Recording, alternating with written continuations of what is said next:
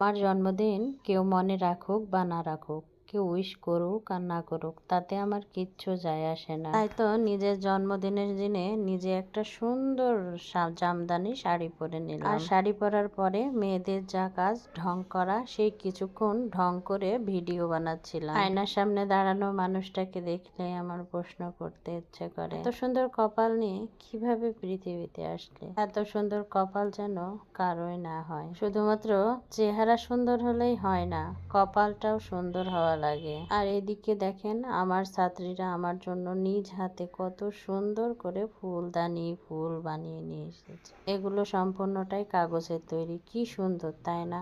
আলহামদুলিল্লাহ, তারা যে আমার জন্য এত সুন্দর একটা ফুল নিয়ে এসেছে। তারা আমাকে তো ফুল দিয়েছে, তাহলে তাদেরকেও তো আমার কিছু খাওয়ানো উচিত। তাই তো সবার পছন্দ মতো ফুচকা নিয়ে আসলাম। ফুচকা খেতে কিন্তু মেয়েরা সবাই ভালোবাসে।